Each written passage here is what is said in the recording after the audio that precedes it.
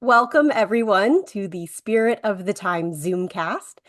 We're so happy that you could join us today, this Friday, October 25th, and we are going to be flying with none other than Craig Russell. We will get started right at the top of the hour.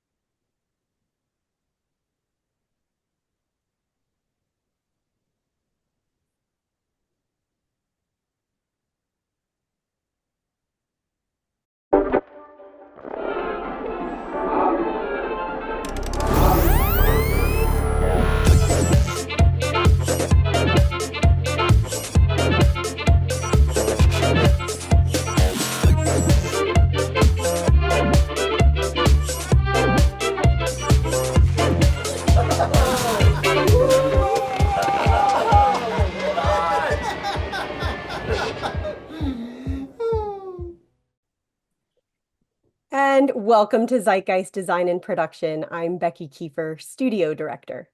Here inside the Zeitgeist Creative Studio in Pasadena, California, imagination rules and time is always of the essence. This is where immersion artists Ryan Harmon, Joe Cicero, and the world's top experience creators study the past and spend the present envisioning the future of location-based entertainment, or what we like to call UXIRL, user experiences in real life.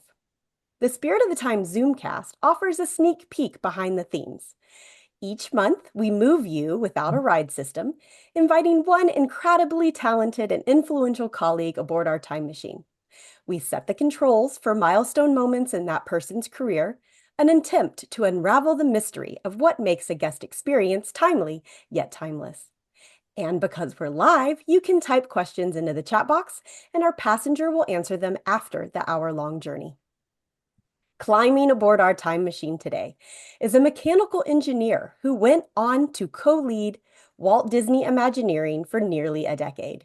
Craig Russell began his career as a coordinator on Tokyo Disneyland in 1980, and over the course of 44 years, went on to manage rides, facilities, architecture, engineering, show set, lighting, graphics, and/or other details of 6 of Disney's current 12 theme parks all over the world.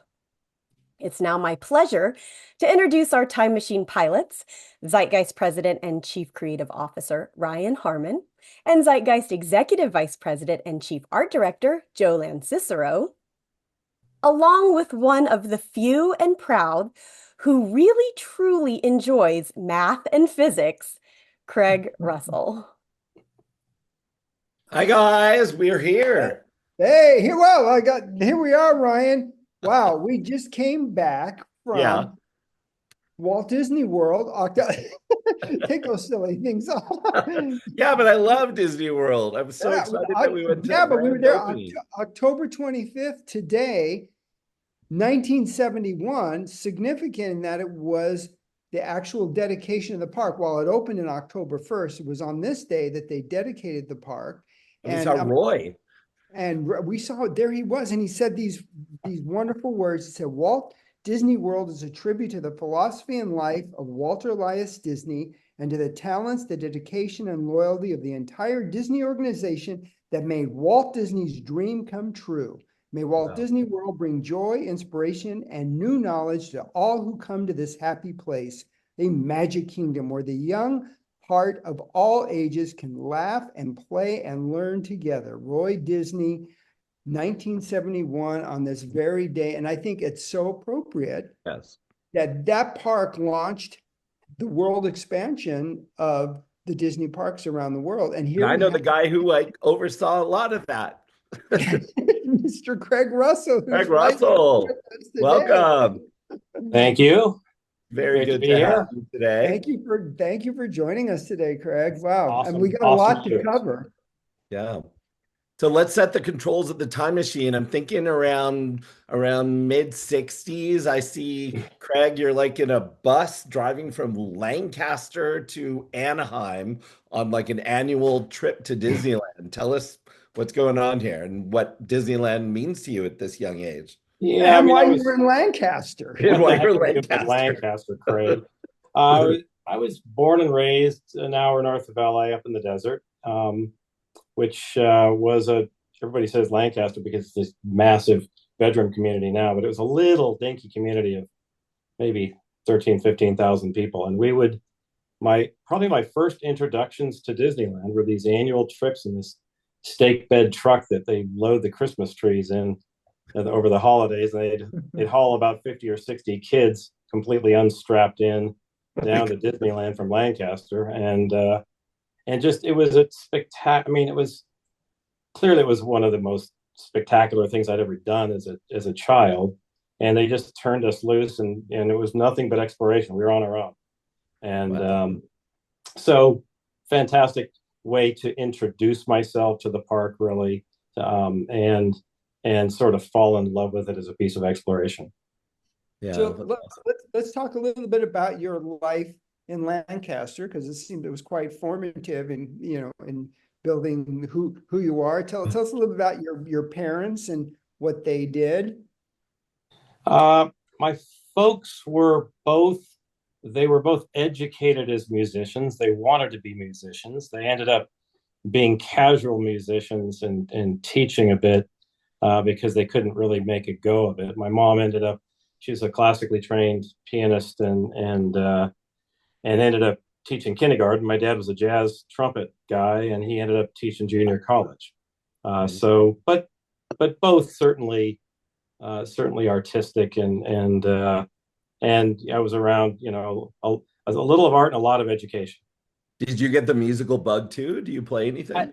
I played. My mom beat my brains out to learn piano, and I was good at it, but it was competing with baseball and football and everything else I wanted to do. So Yeah. I got pretty good at it at a pretty young age, and then I just gave it up. So it's one of those things. Now that I have some more time, I'll go back to. Yeah. I mean, wow, it certainly gave you kind of this left brain, right brain, with the music and the art and the education piece of it. Yeah. Now, what is this formative in terms of what you ended up doing later? Yeah.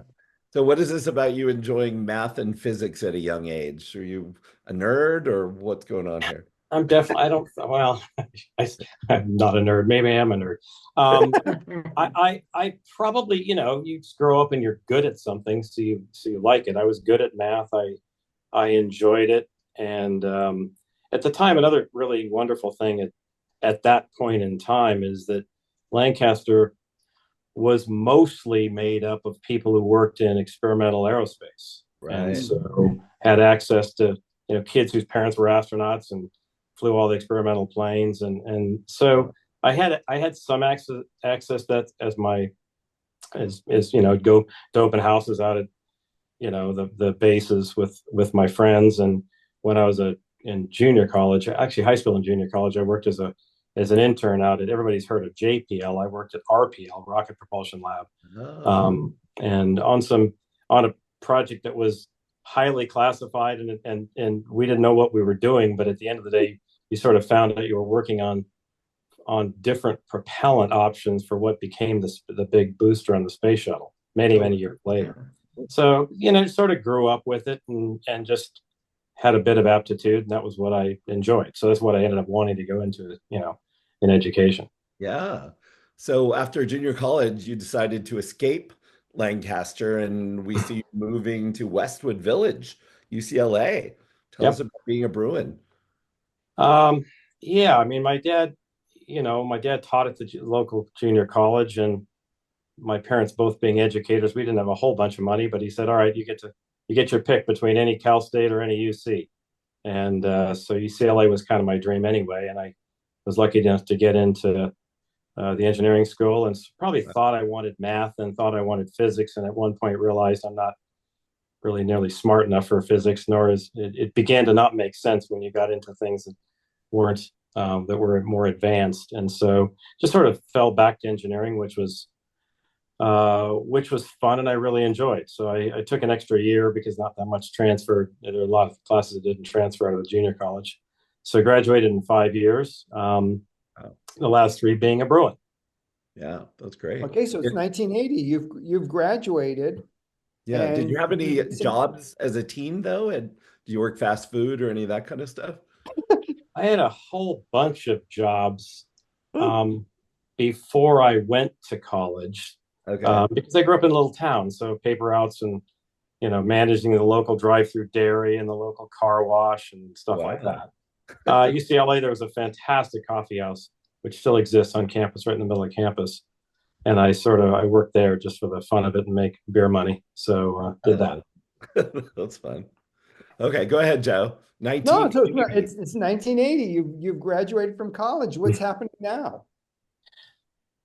Well, I graduated from college at a time that was, it was really good to be an engineer, and all of my friends, it seemed, were off interviewing to get an engineering job with the bachelor's degree. I had it probably because I grew up with educators that I wanted the master's at least, if not the PhD. So my mental state was just keep going. And I as I was getting ready to graduate, I applied to UCLA, Cal, and Stanford in both business and engineering, and I kind of couldn't make up my mind. So I got into 5 of those 6. The 6th was Stanford MBA, which if I'd gotten into that program, who knows, the trajectory I'm sure would have been very different. Yeah. Because that's the one I probably wouldn't have been able to turn down. Although my folks were probably thanking their lucky stars they didn't get in because they had no idea, I'm sure, how to afford it. But I couldn't make up my mind really about the degree, and my buddies were all interviewing, as I said, so they sort of goaded me into taking a few interviews, and took some interviews, including one on campus from WED, and was invited out for interviews at companies and got a few offers. And the one at WED, the interview at WED struck me as being several things that were really unique. At the time, those of us who are old enough might have remembered that you could open up the LA Times and full page ad, double-sided, was Mickey Mouse, in Uncle Sam outfit saying Mickey wants you. WED was just slammed recruiting to try to come up the curve to get over the hump of Epcot. It was doing Epcot and Tokyo Disneyland at the same time.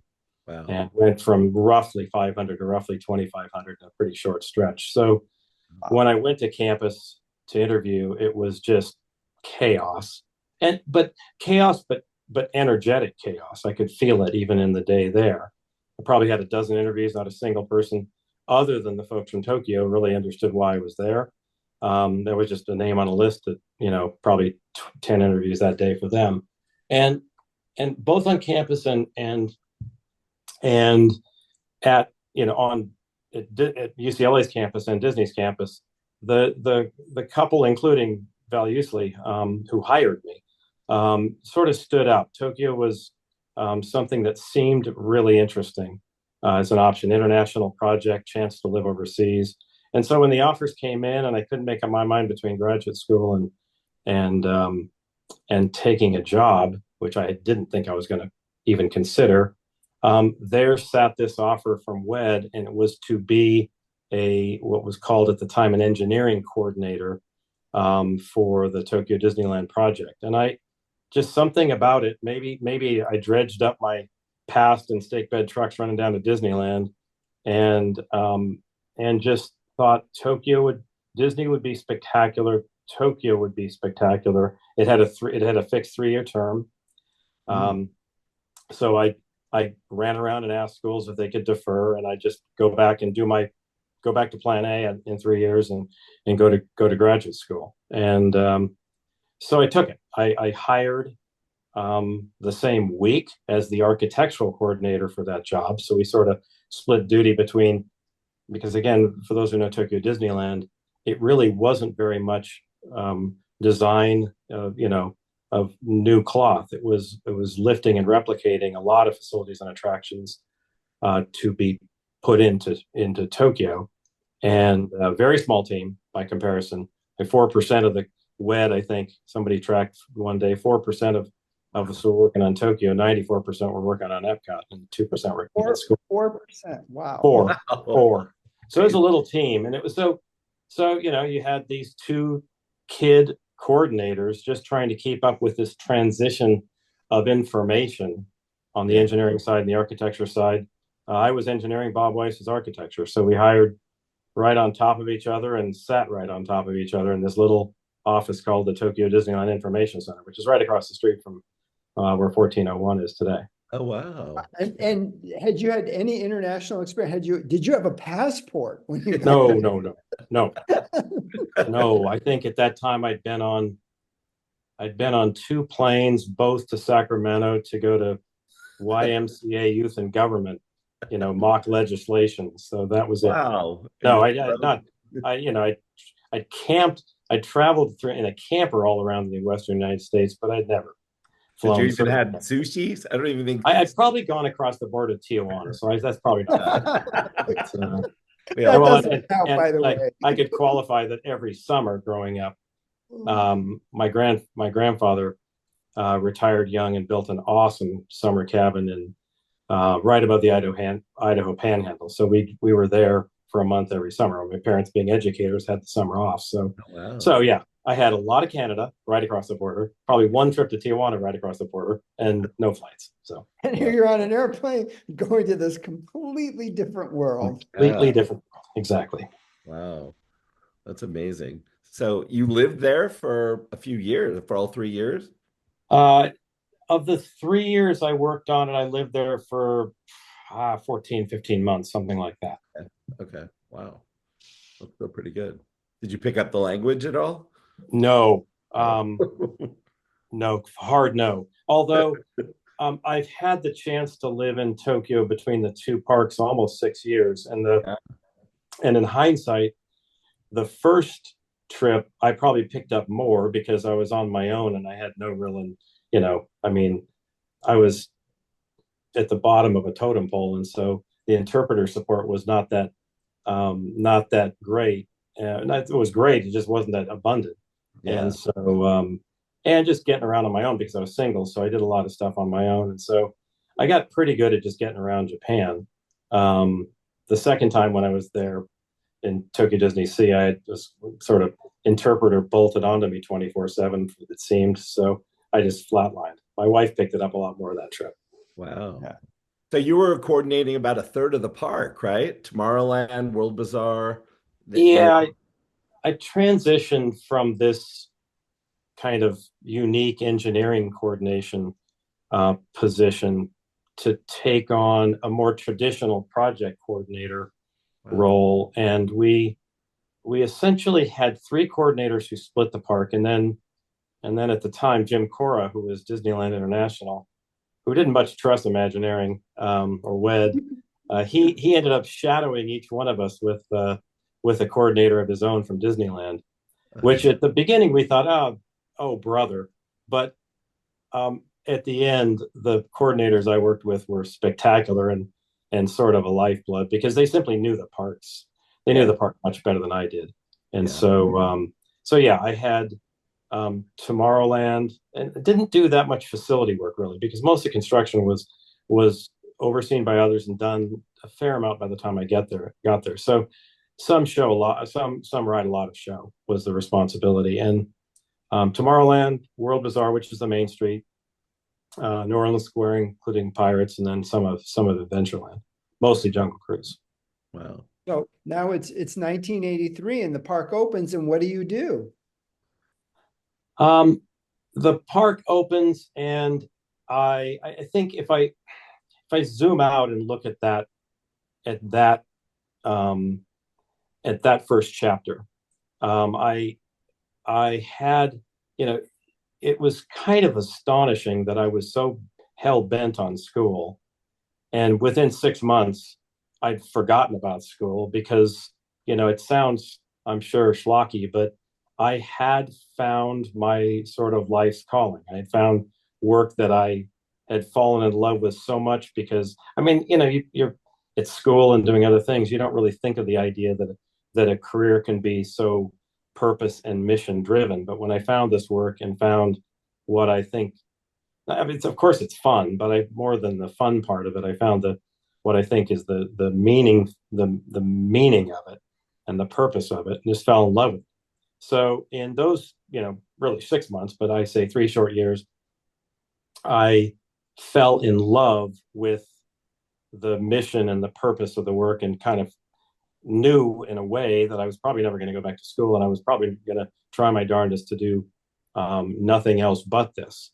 So then, to answer your question, 83 comes, and that big balloon up to 2,500 or so people is going to burst, because Epcot's finished, Tokyo's finished, and the Disney company needs to absolutely just exhale and stop bleeding money, mostly Epcot, because Orient Land Company paid for Tokyo Disneyland, Right. and start making some money back. So it was clear to me at a pretty young age that there was not going to be work, and I just figured I could sit around and wait for the layoff, or I could do the hard thing and push myself to experiment and leave what I thought was my career job only 3 years in.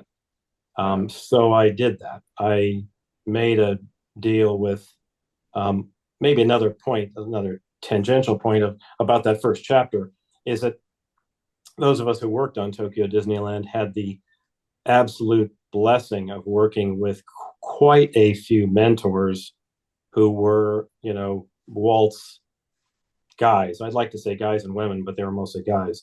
And so we had fabulous mentors that to this day, I mean, one of the reasons I probably mentor so much is learning the importance of that. I probably didn't take as much advantage of it as I should have. But certainly some of the most important mentors I ever had were of that period. Two of those were Dave Schwendiger and Bob Gurr. Dave was pretty critical to Pelican, the formation of Pelican Alley and audio animatronics, and Bob was obviously Walt's right guy. And so they had already decided to break off and form what at the time was Applied Entertainment Systems. And so I made the decision to launch away from my career job at Disney before it, launched away from me, and joined them. I quit on opening day, spent a few weeks in trekking around Nepal, and got miserable hepatitis from that. Came home, and then ran and started up with Applied Entertainment. Wow. And what kind of project did you do there? Yeah, sorry. The big project that I was hired to do was Auto World. There's a documentary that's done about the sort of the downfall of an American city of Flint, Michigan. That it's plays a part in. It was a I think it was a great project from its execution, but it was it was closed a year later. So if I were to zoom out a little bit, so if I'll zoom out for that chapter, in 3 years away from Disney, I learned. I mean, I did the hard thing. I went out, I experimented. I looked at what this industry. I was bought into the fact I wanted to do this work, but I couldn't do it for Disney. So I launched into doing it in the same industry with a number of other folks. Yeah. So in 3 short years, if I just sort of inventory the experiences, because when you're on the outside of Disney or maybe Universal, you're working on smaller, quicker projects, leaner, meaner, more entrepreneurial, more startup feeling. So I got to feel that side of our industry. I got to learn I really got it was fantastic that early on in my career to step out of the Disney bubble, because it can be pretty insular, and learn the industry and learn the people in the industry, many of whom are some of my best friends today. So in that short period of time, did that auto world project, came home to a bankruptcy, which is another fun learning. And some of the instability of some of these companies that we work with. And Bob Gurr and I decided the night of the bankruptcy, we had an option to go work on a project which was almost about a month cradle to grave, to work on the closing ceremonies for the '84 Olympics. So we built and flew this stupid flying saucer was a blast. And so did that. Then I migrated. Wait, you physically flew it, right? You have like remote control? Well, I didn't fly it. Turns out, Joe, it was a big old circular rock and roll truss with a whole bunch of lights and stuff on it. It was hanging from a Bell 114 helicopter. I was sitting in the cargo bay, strapped in the cargo bay of that helicopter, operating the controls of it, Okay. which was about as rudimentary as you could imagine. But did that, and then pretty quickly migrated over to work with Gary Goddard, soon to be Landmark, and on a couple of projects, the project in Savannah, the project in Baltimore, which were really great experiences. And was going to work on the stuff in Hollywood, and then Sequoia came back from the ashes of Applied Entertainment. Same leaders, Dave and Bob, went back there and did a couple of projects, mostly overseas work. They're working on projects that never came to fruition. One in near Seoul, one in Taiwan. And so, if I sort of look back to that chapter, it was spectacular because I learned the business. I learned the industry outside the bubble. I learned I probably learned in those second 3 years how I love to work. The first 3, why I love to work. Second 3, how.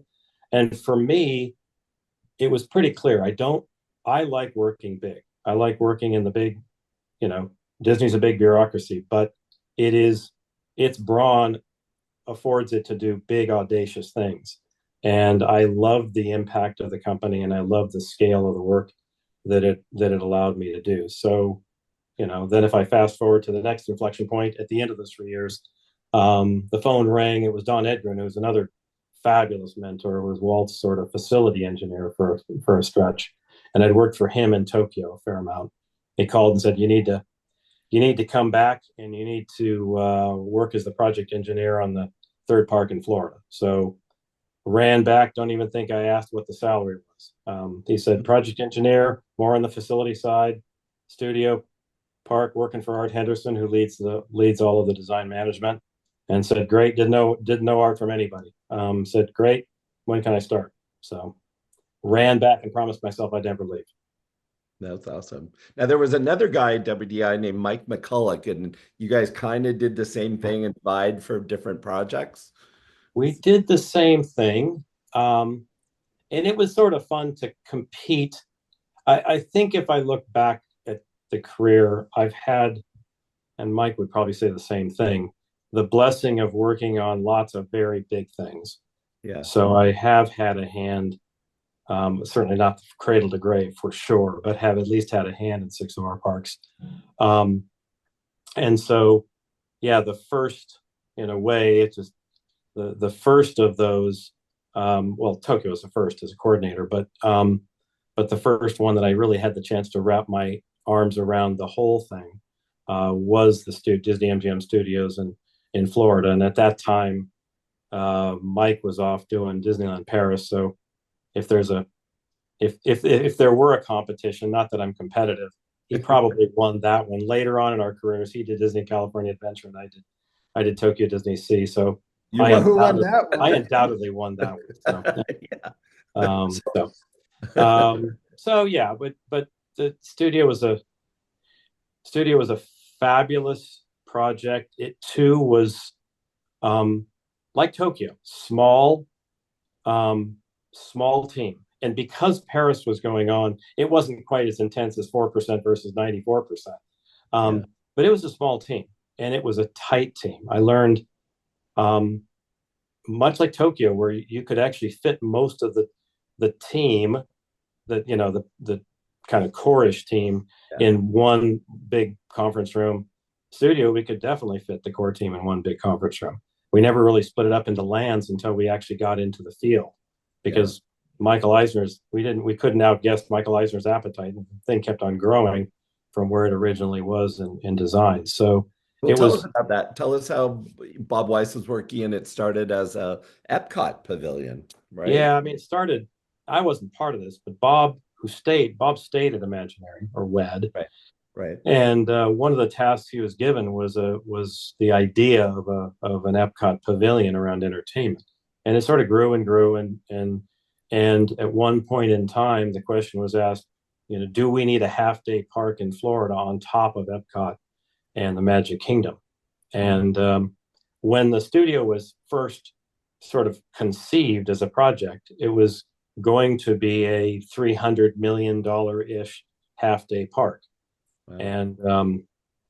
And that's when I joined it. That's kind of what it was. By the time we opened it, it was probably a 500 and some odd $million ish park that we struggled to get done with. We actually opened Star Tours after, because he just kept on adding and adding and adding, which is a good thing in hindsight, because it was marketed as the next best thing in Florida, and it did over 8 million its first year. So yeah, it just grew and grew as an idea. I think the upside of that was the chance to work on something that you had to learn how to scale, because you had to touch all.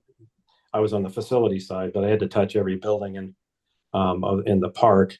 And the tightness of that team, the rest of the company called us the Waltons because we were so stinking tight. The downside was, way too many 100-hour weeks, 100-hour weeks, because it was just too consuming. And in hindsight, we probably should have split it up more and should have scaled ourselves better. Yeah. Okay. So it's 1986 and the park opens. No, the park opened in 89. Right. Started 86. Well, I started 86. 89 it opens. Yeah. Right. So the park opens in 89, and what opportunities awaited you then? Probably the first opportunities and the most obvious were a few things that had to get added to the studio, because again, we opened it at 5, it did 8, and so we're in a constant scramble. So logically, since I'd worked on the base park, I did some of those things, but that led, that really didn't consume that much of my time. I'd say for a few years, I worked mostly on a number of ideas that never got built, and that's kind of odd at Disney. And it, on the one hand, that chapter grew some patience, but it was fun because it was a time when Michael was on fire and he wanted everything, and we were in a way experimenting, and so we were looking at a project in Long Beach, and we were looking at Westcott instead of Disney California Adventure in the parking lot, and we were looking at Disney's American. We were looking at different ways to put a traveling small theme park, in different forms to travel around. And so I worked on those things and had a blast doing them. And at the time, they didn't seem like they were dead ends. But at some point, Michael's aspiration was probably getting a bit ahead of him. So they, for different reasons, the company decided not to move forward with them. So that was 2 or 3 years of a fair amount of just kind of bumping around doing those things. The one that then I landed on, which was a more solid idea, was I was asked to work on the beginning stages of the Animal Kingdom, and as the design management leader, again on the facility side. So That was a blast because it was such a new project. And I think Joe Rohde, the force of his personality, it but well beyond creative. I think Joe knew that the real challenge of that park was to build a legitimate, everybody says it's not a zoo, not a zoo, but without building a legitimate zoological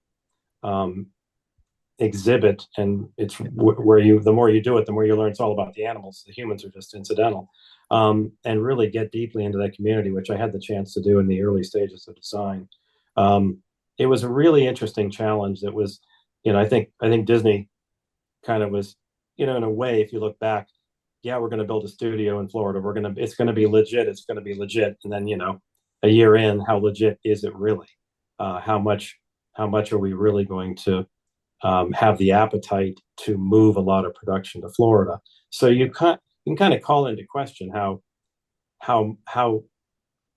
forceful we're going to be to go into the animal husbandry business. And I think we did a fantastic job. And it's not just because of Joe, it's because the whole of Walt Disney World sort of bought into it. So I had the chance to work just in the early stages of that design, kind of until schematic. So that was a blast. Did you get to go on any of the now infamous trips to Africa and other parts of the world? Right, classic Rohde. Rohde's not listening. I can bag on him. No. Are you kidding? I didn't go any of those, but I did go to virtually every zoo visit. So I went and looked at the backside of elephant pens and stuff like that. So, but it was great. It was a really good learning experience. That's cool. So around this time, 89, 90 or so, you got another call to maybe go back to Tokyo. Yeah, it was probably 92, something like that. But through 89 might be 91, 92, I was doing the small projects in Animal Kingdom. And so what had happened is that OLC had to make a decision. Are we just going to stick with one park and the hotels that they'd sold the land off for, and that's it? And then at some point risk that something else would come in there, or are we going to go for broke, double down, and build another park, and then build out the resort? Right. With what became XBRE and other, Oriental Land Company owned hotels. And Kagami-san, who was Takahashi-san, who was still the CEO at the time, was really the inspiration to double down and do that. But they really didn't know what they wanted. And again, Michael was very forceful that they should want a studio because it's fantastic and it's lower cost. They should want just a World Showcase because it's fantastic and we can build a lower cost. And this is a time when we were conceiving of our own smaller parks between the second park in Paris and Hong Kong and DCA.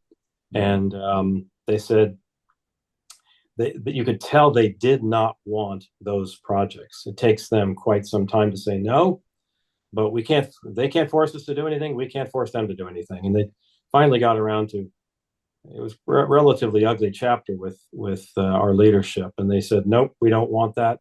And finally, I think Steve Kirk, Bob Weiss, and a couple others went over and said, okay, got it. We've been asked by Michael, what the heck do you want?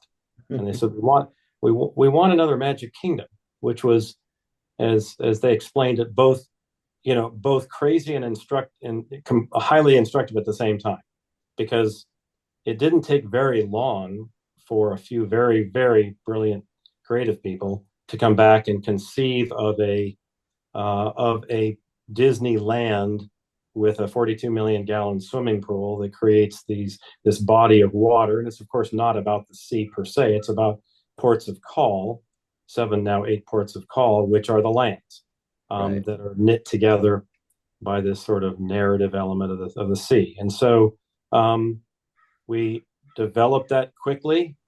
Scott Sinclair built a brilliant tabletop model. And I think at the same time, Michael said, are you crazy? We're never going to build that. And OLC said, that's exactly what we're going to build. So in short order, after wasting a lot of time and energy, they said, that's what we want to build. So that park, I had the chance with not very many others to be part of, core team meeting minutes #1 with Art Kishiyama and Steve Kirk, and the 9 years later, the last core team meeting minutes. So 9 years from cradle to grave to do it, from the time we started Blue Sky. It took forever. That's because it was a big, audacious project, but also because of OLC's conservatism, and they wanted to really be sure what it cost. So we went rather slow at the front end, but it was a spectacular project that truly taught me. I mean, it was the most audacious thing I'd ever done, for sure. It was the largest thing I'd done for sure. It taught me how to scale in a very different way than just saying I can work 105 hours a week and just, grind through it myself. So because I had at one point the design management of the park, and then we split that up amongst several of us, and then three of us, Orlando, Verity, and I, split up the park from a kind of an overall project and construction leadership perspective in the field. So big job, but I sort of had to learn how to scale, and in a lot of ways had to learn, because anybody who's worked with OLC or understands at all the agreement, you do not lead in Japan through command and control in any way. You lead through influence, and you lead through a lot of respect for what your partner is responsible for and is authorized to do, but B, for what they bring to the party,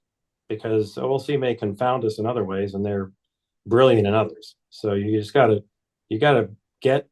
learn how they roll, and you've got to learn how to influence. Yeah. I think people that were successful there were the ones that understood that. Yep. That knew what the value that OLC brought to the table. Absolutely. Yes. It made me a very good interviewer and recruiter for Tokyo because of exactly what you're saying, Joe. There are many of us who simply need, because look, in Florida, we're kind of in the position of being a command and control organization, right, because we can control so much of the outcome. Tokyo is just not that way. So it's a very different way to lead. I mean, Craig, what you guys did there was, almost miraculous. You mentioned a 42 million gallons swimming pool, but it was on landfill and probably some of the most unstable land. And then you guys had these crazy ideas to build, multiple story buildings like the Caldera with rides and water. And it was just insane what you guys did. But the end result, I still believe, and I was fortunate to work on it after you guys had created this magnificent park. It is probably the single most incredible, beautiful park in the world because of what you did. Well, certainly one of the two or three, right? There's no, you can't, undebatably. I'm biased, but. So it's, by the way, go see it now, because Fantasy Springs, only that park would get a single land edition that's like Fantasy Springs. So it's audacious. Yeah. Wow. So, Craig, what is it about the Blue Sky process that you really enjoy? Well, I enjoy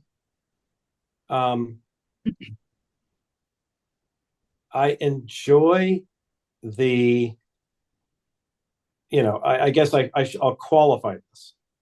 If the leadership above us is right, then I enjoy the sort of unbridled opportunity that it represents, because we are truly inventing, and we're inventing with the right leadership above us, with and for people who understand that value, driving value to the brand and the business is more important than controlling cost, even though cost, of course, is important, but it's not the primary driver. And a lot of the Blue Sky I've been able to do, and certainly we'll get on to some of the the leadership roles I've been able to have been at times when when the environment above us has been really healthy.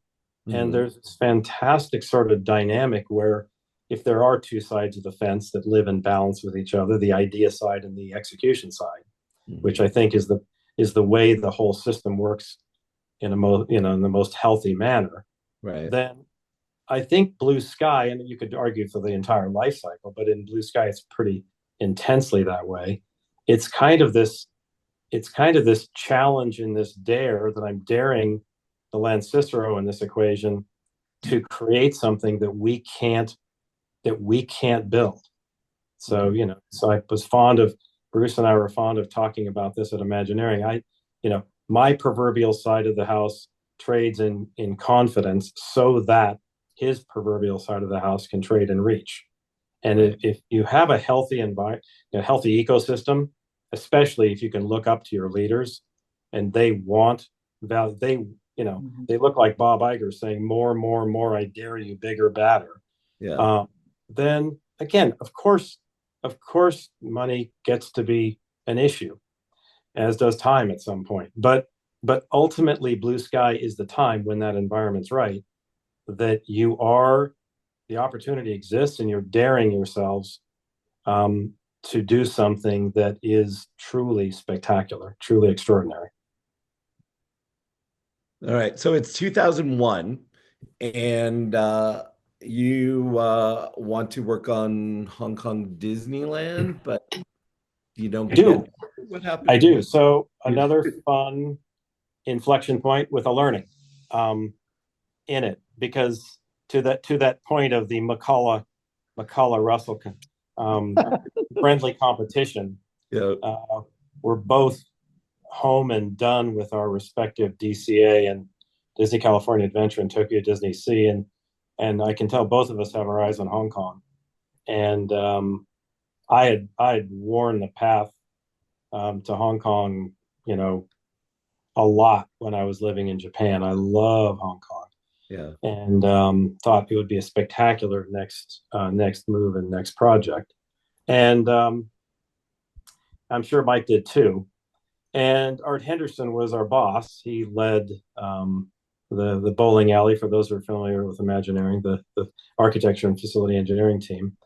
And he shocked the heck out of both of us with the proclamation, neither one of you gets this one because I'm taking it. I be the boss, I get it. So Art had been a spectacular design management leader and just wanted the chance for his own international assignment and wanted to do one more before he retired. So he took it. And he explained to me that I guess for some reason, I probably never would understand, the politically easier solution for his replacement to functionally lead the division or studio was me. So I take on his job as the functional leader, and McCullough does a bunch of other things, including help Art a lot with Hong Kong, which the first impression of which was like a jar of castor oil. I kind of thought this was not going to be I didn't think I was going to hate it, but in 1 month, one really interesting month of in point of inflection, sort of finally moved home from Tokyo, learned this news, so was going to get off the road and not do projects, going to go do functional leadership. Our son was born and 9/11 happened. So September of 2001 was a hell of a month. But, so that launched, or just to talk about kind of that in a way, the surprise of that chapter, that for something I thought, well, okay, I'll try it, but how could it possibly be as fun as doing projects? Yeah, you're a project guy. Now you're getting a desk. This was my argument to Art. Hey, man, I'm a project guy. Yeah. He said, so am I. Tough. So several things surprised me. It surprised me how fabulous it is to be able to, on the one hand, shift gears and make your primary success that of a whole big group of people that you support. Yeah. That you're not, that it's a different. I'd said before, I learned how to scale. This is a whole different way to scale, because now you stand for the success of several hundred people, and it's their work that you have to figure out how to enable and make excellent. So so you have to treat that like a project, just like your other projects. But the projects are, how do we invest more in these people? How do we cut a lot of the crap that they go through every day to be able to optimize their work? And so it quickly became a project. It quickly became something that evolved a lot more than I thought. And it quickly became something I adored doing. And, clearly in hindsight, it was the path to the best job I'll ever have. Right. So let's go there about that best job you ever had. So let's move. 2007. Yeah. So, if I guess you go from 01 to 07, sort of got the hang of the bowling alley and the architects and facility engineers.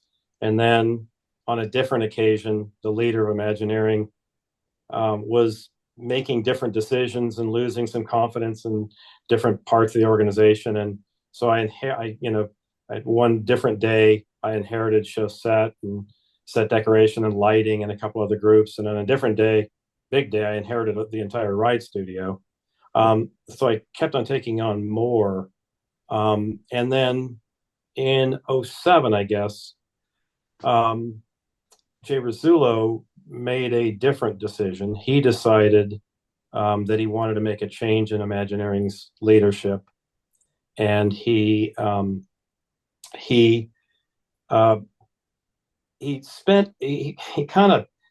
of made a mistake. He made that too clear, and he spent about a year with the proclamation that he wanted to find a single, Bruce Vaughan coined the phrase unicorn, to lead all of Imagineering, meaning someone who could represent the idea and its execution as a single leader. And he looked and looked and looked, and I think he finally just tired of that. And so Walt didn't do that. Walt didn't do that. No. Some of us hope that Bob Iger doesn't succeed himself that way. So he finally made the decision to structure Imagineering the way I believe it has best been structured, with equal partners, one who owns the idea, one who owns its execution, one who was called the chief creative officer, one who's called the chief design and project delivery officer. And he asked Bruce Vaughan to do the creative job, and he asked me to do the design and delivery job, which shocked the heck out of me. But it was a shock and a thrill at the same time. Yeah. Wow. So would you say that's a throwback to when Marty and Mickey Steinberg kind of? Yeah, I think very much. Yeah. Bruce and I, what was that, Joe? No, I was just going to comment and say, I think both those periods, because I lived through both the Marty and Mickey and the Bruce and Craig periods, I think were probably, at least during my career, the most successful in terms of how smoothly the organization ran because of the great partnerships in both cases.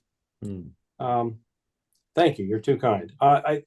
Bruce and I, when we found out we were going to get these roles, we found out a number of days before it was announced. So we locked ourselves in his office down in R&D so we could be alone and not be suspicious. And we both love good French champagne, so we drank a lot of that and talked. We actually talked a lot about Marty and Mickey, and talked a lot about sort of the modeling of our partnership. And at the end of the day,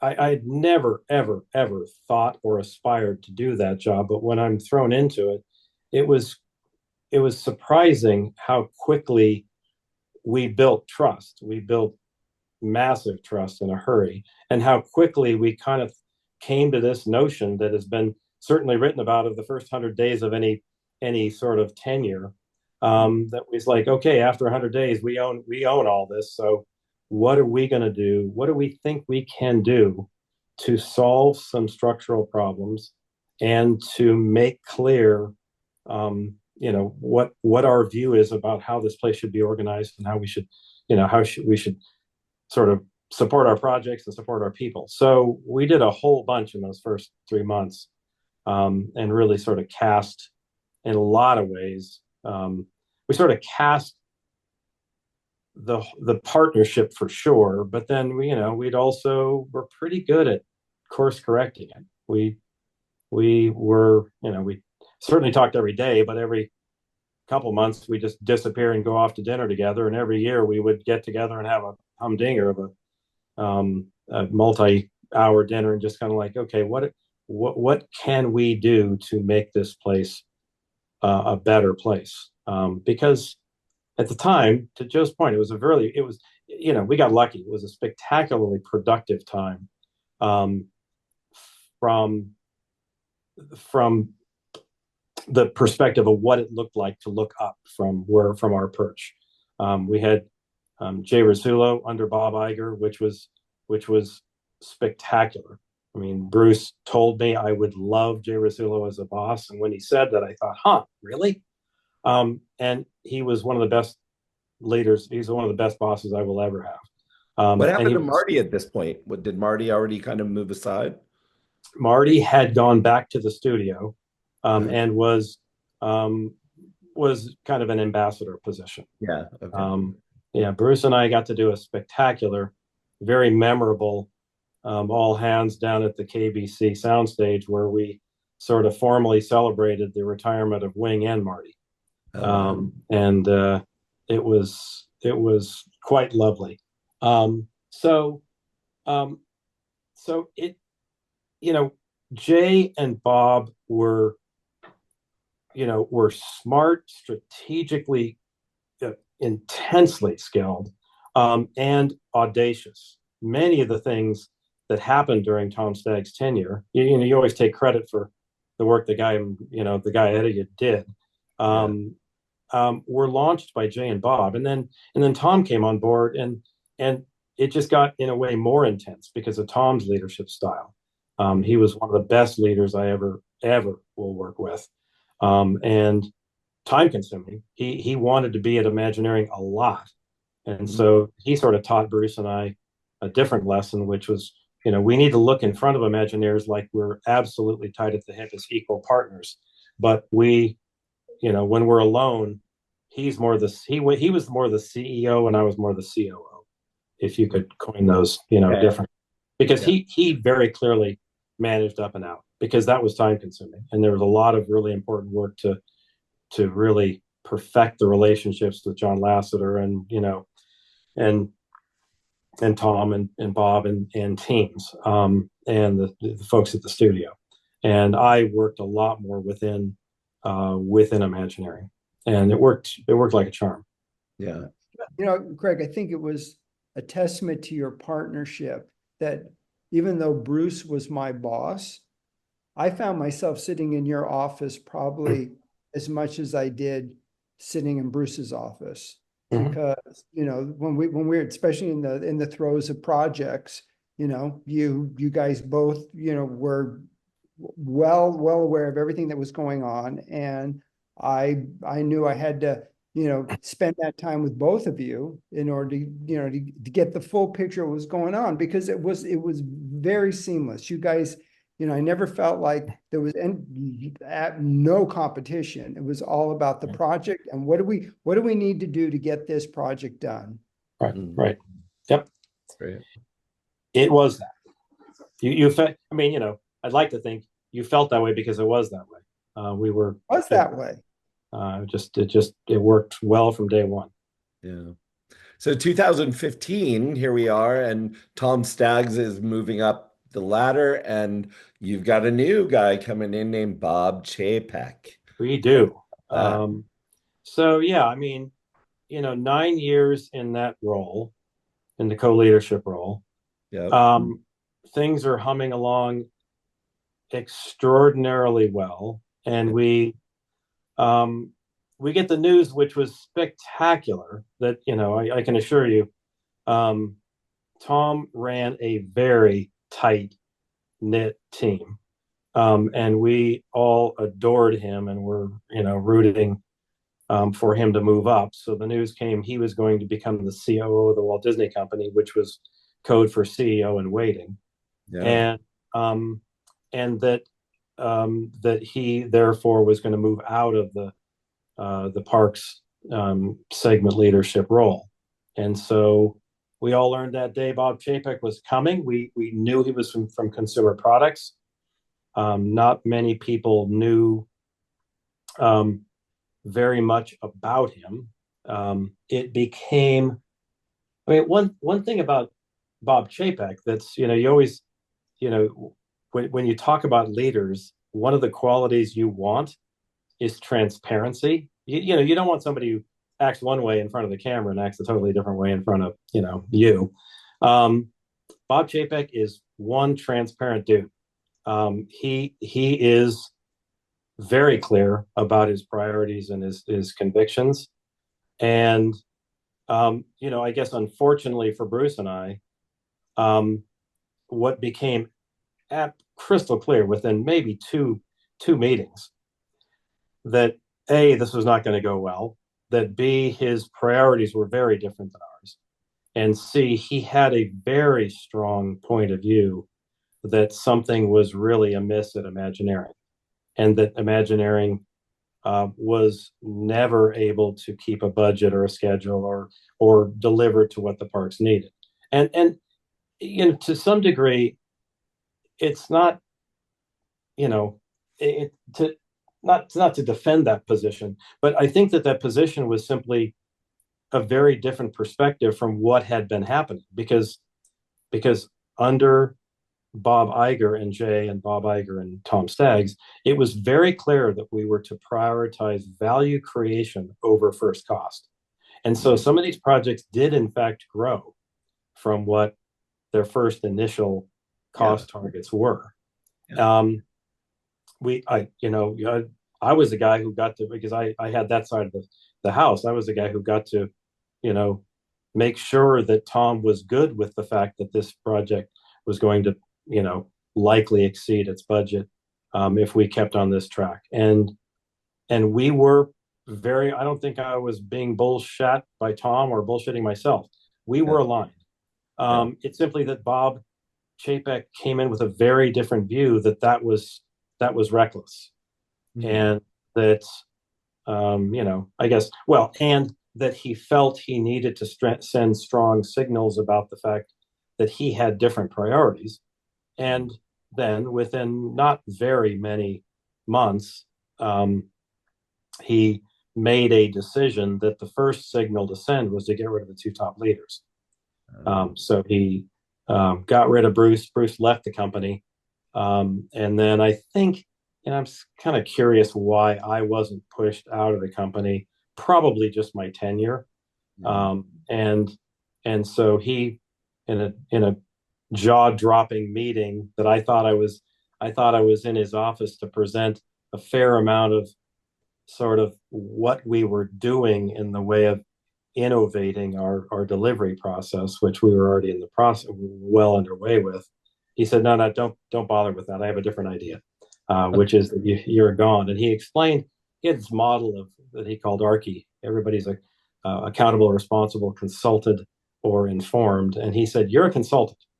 I want you to advise. I don't want you to be responsible or accountable for any of these projects, because I simply want to move away from what I perceive your style and priority set to be. So there's a big fat inflection point. So I had that launched me into some other decision making about what I was going to do next.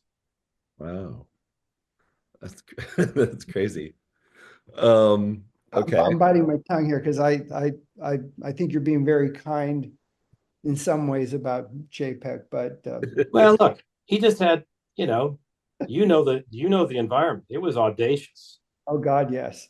And we were doing big, bold things that I think he just didn't support, right? No. Because I think, his priorities were like, we got to get this under control, and these big audacious ideas are risky.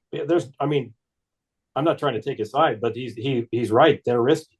We were trading at a fair amount of risk, and I'm convinced that Jay and Tom and Bob Iger wanted us to be taking those risks. Right. And both of them. A lot of people thought Jay was a hard ass. If anything, Jay might have even been more of a risk taker from the standpoint of, don't worry about it. You know, I want you guys to hit that target from above. I want you to scratch and claw and work at it every day. And if you miss it by 20 million, that's okay. Because we will know that we did the best we could. And we got the most value for the Disney company that we possibly could. He was brilliant that way. So it was just a very different day. And Bob Chapek came from a business in consumer products, which is very different. It's not a, Bob Iger one day explained to me the difference between the creative engines of the company and the exploitation engines of the company. And he said, when I say exploitation, I don't mean to disparage, because without some exploitation, our stock isn't what it is.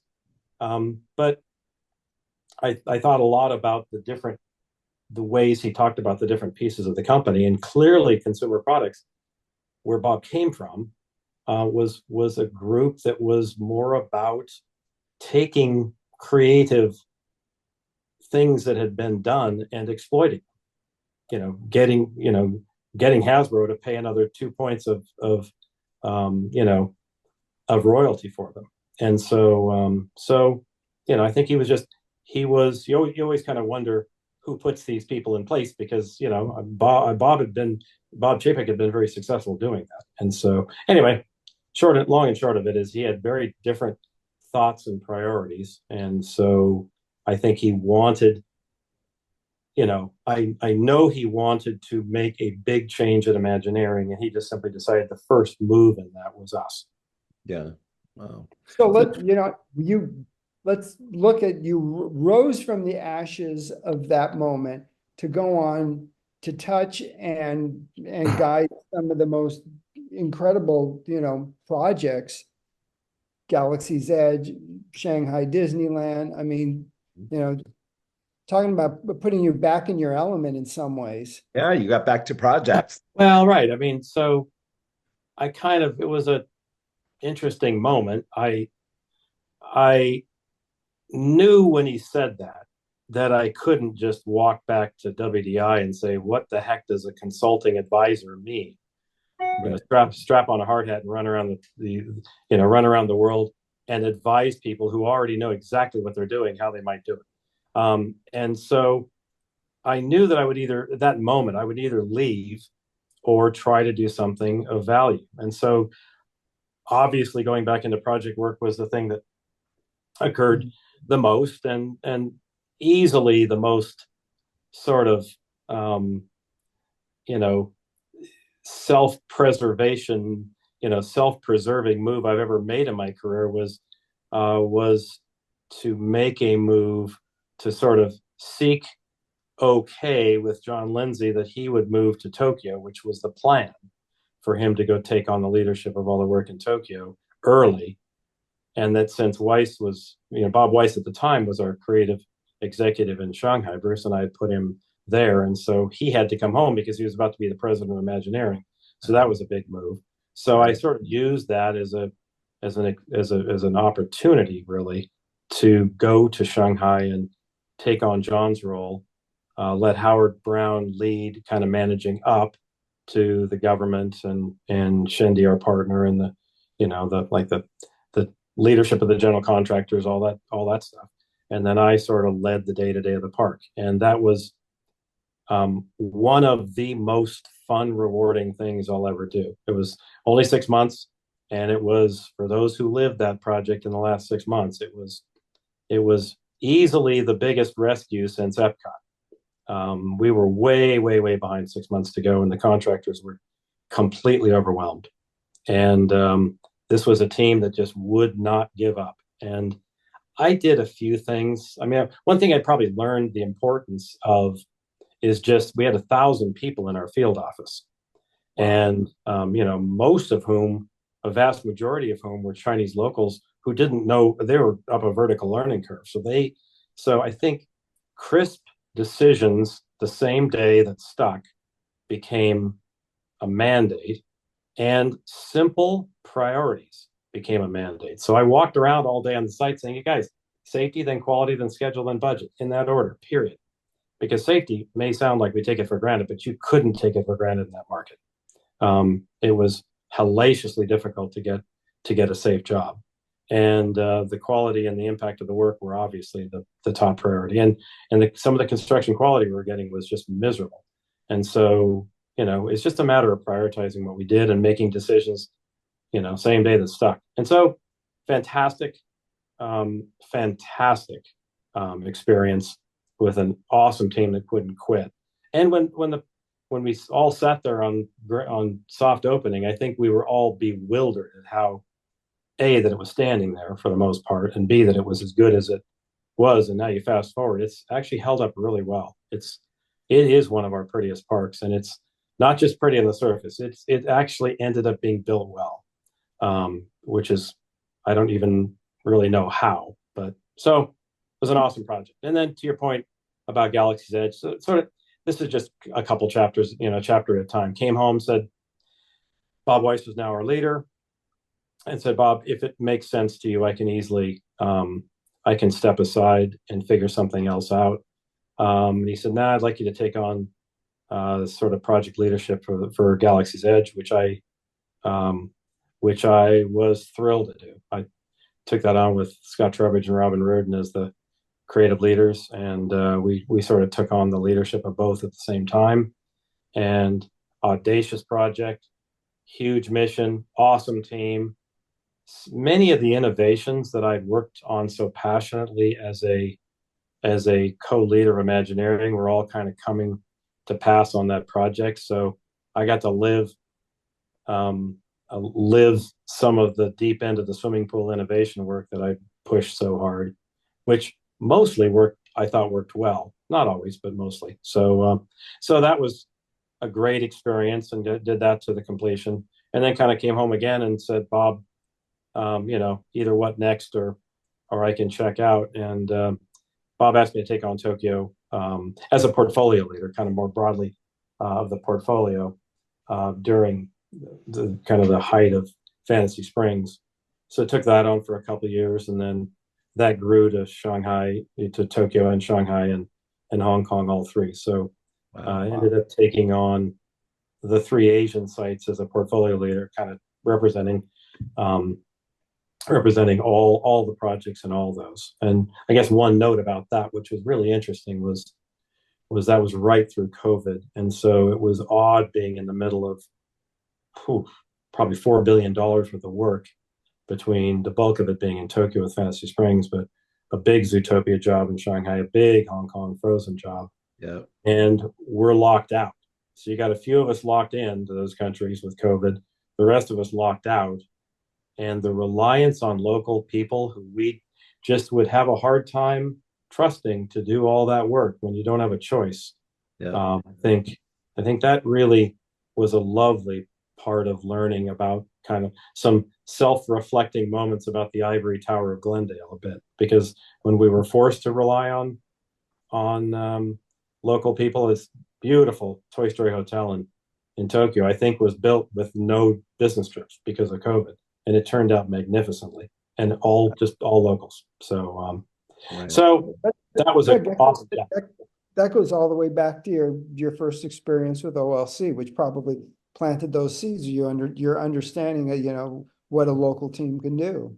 Yep, it very much did. And as I stepped away from that, I have begun pushing very hard to localize more, really more design and more authority in those markets, and just take advantage of awesome people we've got there. I mean, we typically have, plenty of Indians in the local market, but not so many chiefs. And I think we're ready to mature a bit more and create some more chiefs and designers in those local markets, because there's obviously the talent. Yeah. So we got to wrap up. You retired earlier this year. So what are you going to do now?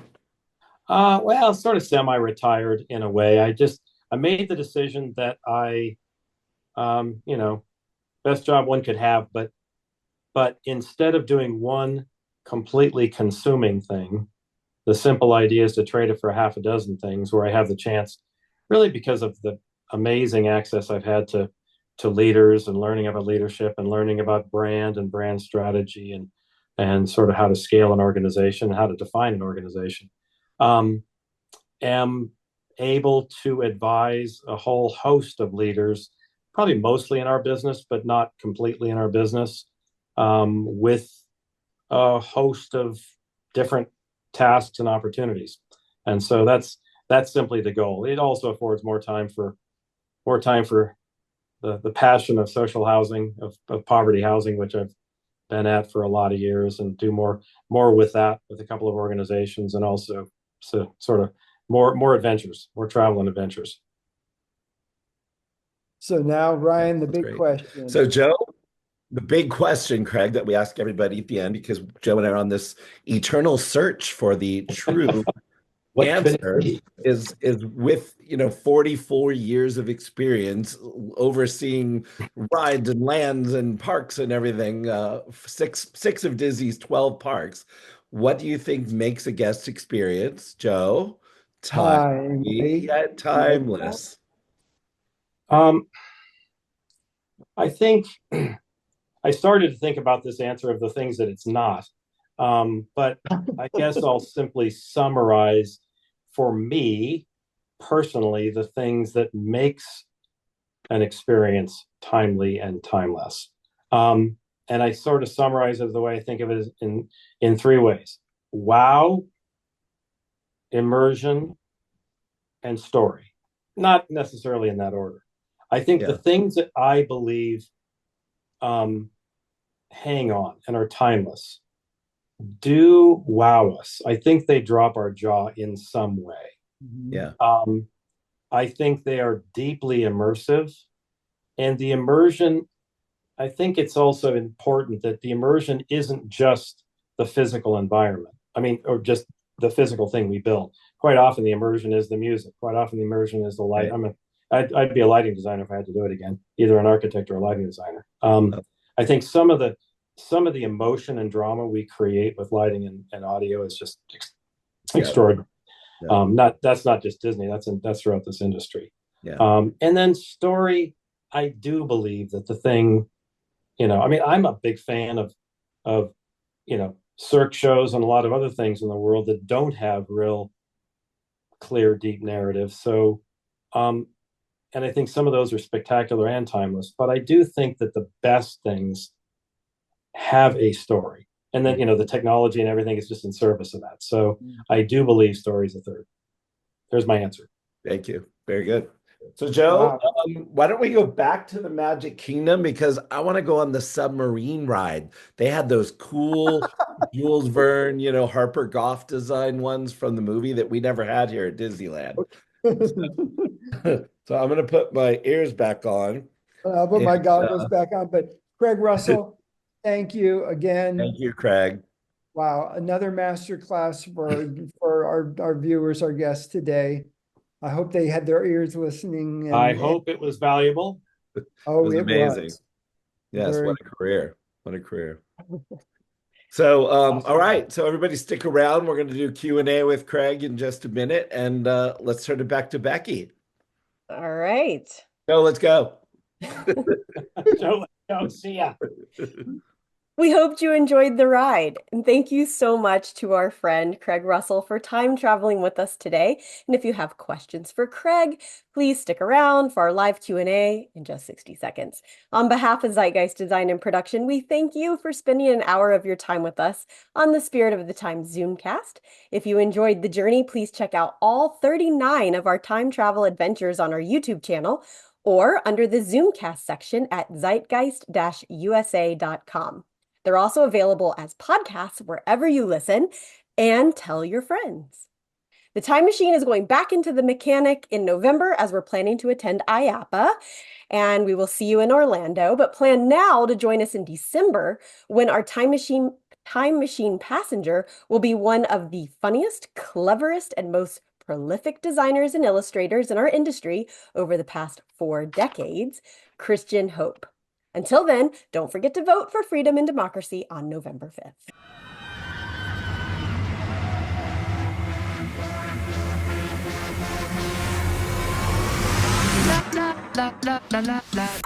Get it.